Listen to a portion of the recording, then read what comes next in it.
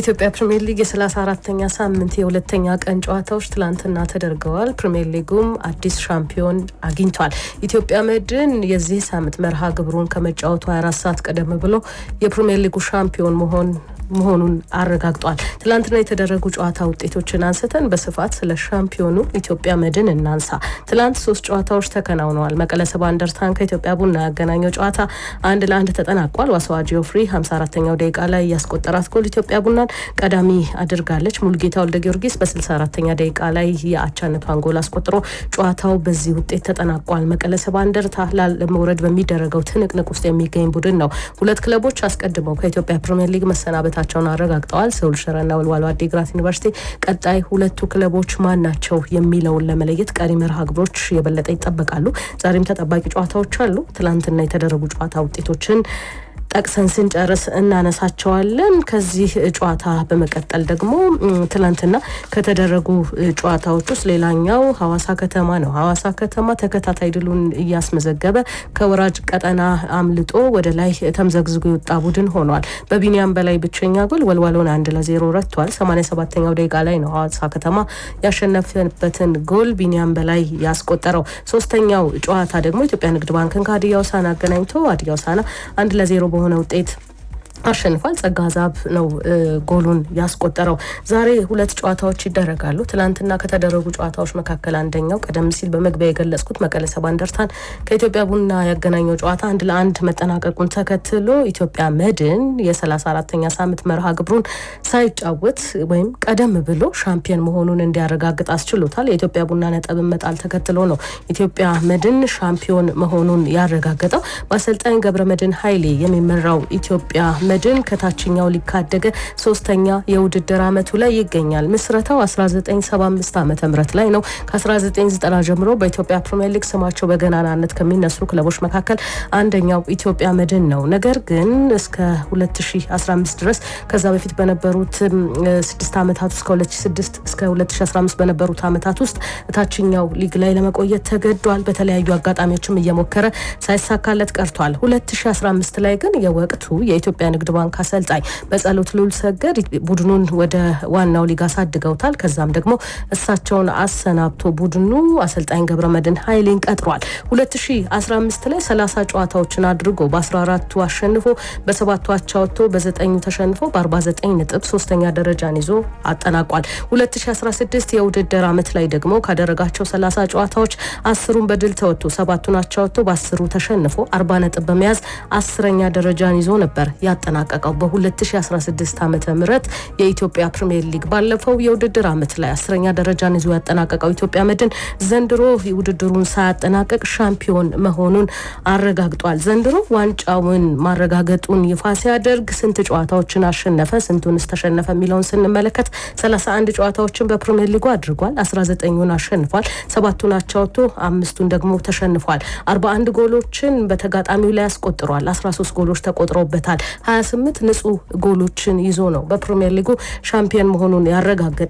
ዛሬ የ34ኛ ሳምንት መርሃ ግብሩን ያከናውናል። ኢትዮጵያ መድን 9 ሰዓት ላይ ከመቻል በሚያደርገው ጨዋታ ይህንን ጨዋታ እንግዲህ ሌሎች ሀገራት ላይ እንደምናየው ሻምፒዮን የሆኑ ቡድኖች ቀድሞው ሻምፒዮን መሆኑን ሲያረጋግጡ ቀጣይ በሚያደርጓቸው ጨዋታዎች ላይ የክብር ወይም በስፖርታዊ ጨዋነት ጋርድ ኦፍ ኦነር ሲሉታል ፈረንጆቹ አጅቧቸው በጭብጨባ የእንኳን ደስ አላችሁ ወይም ለአሸናፊ ቡድን የሚሰጥ ክብር አለ። ያንን ዛሬ መቻል ያደርጋሉ የሚለውም የሚጠበቅ ነው የሚሆነው። በእርግጥም ይሄ በተጋጣሚዎች መልካም ፈቃደኝነት ነው፣ ግን ደግሞ በስፖርታዊ ጨዋነት በጣም ከሚበረታቱና ከሚወደዱ ጉዳዮች ወይም ድርጊቶች መካከል አንደኛው ነው። ስለዚህ መቻል ለሻምፒዮን ኢትዮጵያ መድን ዛሬ ይሄንን ክብር ሊያሳይ ይችላል፣ ሊሰጥ ይችላል የሚለውም ነገር አንዱ የሚጠበቅ ነው የሚሆነው። ኢትዮጵያ መድን ከዚህ በፊት 1990 ላይ 8 ክለቦችን ባሳተፈው የኢትዮጵያ ፕሪሚየር ሊግ ላይ 2ኛ ደረጃን ይዞ አጠናቋል። ያኔ 2ኛ ደረጃን ይዞ ሲያጠናቅቅ በጎል ክፍያ ተበልጦ ነው ዋንጫውን ያጣው። ያኔ ሻምፒዮን የሆነው በአሁን ስያሜው ኢትዮ ኤሌክትሪክ በዛን ጊዜው መብራት ኃይል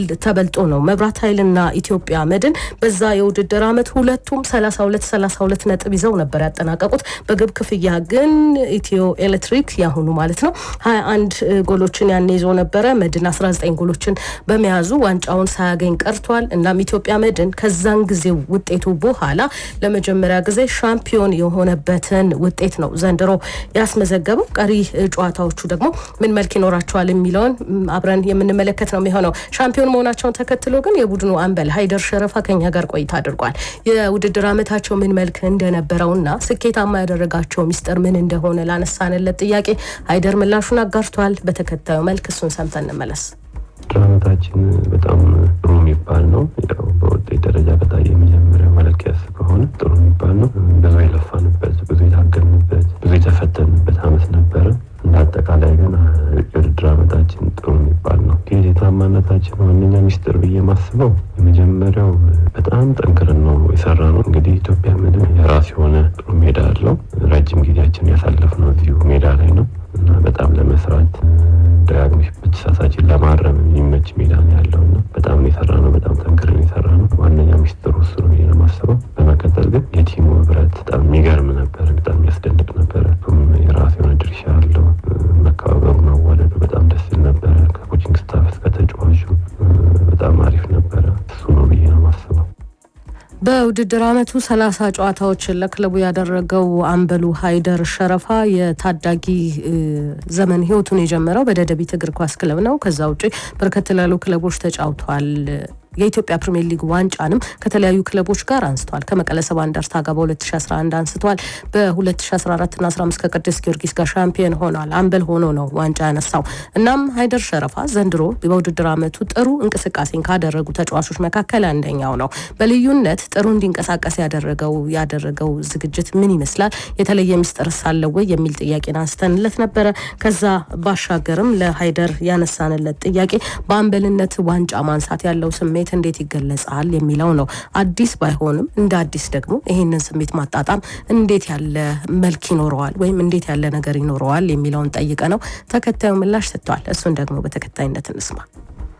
እኔ የተለያየ ነገር ያደረኩት ነገር የለም። በግሌ ምናልባት ጠንክረን ስንሰራ ያው የዛ አካል ስለሆንሽ በደንብ ነው የምትሰሪው። ግን በዋነኝነት ብዬ ማስበው አትሞስፌሩ ነው ብዬ ነው ማስበው። በጣም በነፃነት እንድጫወት በደንብ እንድትጫወች የሚያደርግ አይነት ነው ያለው አትሞስፌር እና ተጫዋቹም ጋር ኮቺንግ ስታፉም ጋር ያለው ነፃነት በጣም ደስ የሚል ነበረ። ምናልባት እሱ ሊሆን ይችላል እንጂ ከዚህ በፊት ከነበሩት የውድድር ዓመቶች የተለየ ያደረኩት ነገር አለ ብዬ አላስብም። ሊሆን የሚችለው በቃ ያለው ነፃነት አትሞስፌሩ በጣም ምቹ ስለሆነ እዛ ውስጥ ነው ራሴን በደንብ ያገኘሁት ብዬ ነው ማስበው። ያው አምበል ሆኖ ዋንጫ ማሳካት ደስ ይላል። ግን በዋነኝነት ያው አመቱ ለፍተሽ ደክመሽ ምን ብለሽ በዋንጫ ሲታጀብን ትንሽ በጣም ደስ የሚል ነገር ነው። ከዚህ በፊት የሚያሳካት ነገር ቢሆንም ውጤት ሁሌ አዲስ ነው። ዋንጫ ሁሌ አዲስ ነው።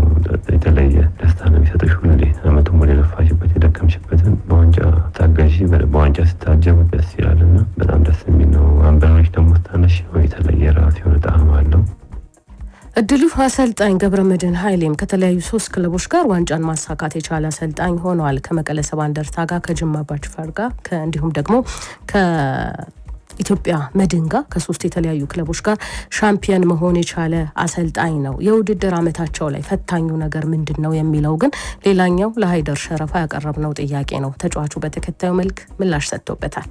እኛን በጣም የፈጠረን ነገር ብዬ ማስበው ጉዳት ነው። በጣም ብዙ ተጫዋቾች ጀነራል ተምረን እንግዲህ ያተን ነበር 5-6 ተጫዋች አብዲሳ መሐመድ፣ አለም ካይዋን፣ ያሬድ፣ ረመዳን ሌሎችም እንደዚህ ረዘም ያለ ጉዳት ያስተናገዱ ልጆች ነበሩና ለእኛ በጣም ፈታኝ የነበረው ጉዳት ነው በአመቱ። ሌላው ያው ቅጣቶች ነበሩ እንደዚህ የቀይ ካርዶች አጋጣሚ ምናምን እነሱም የራሳቸው የሆነ ተጽዕኖ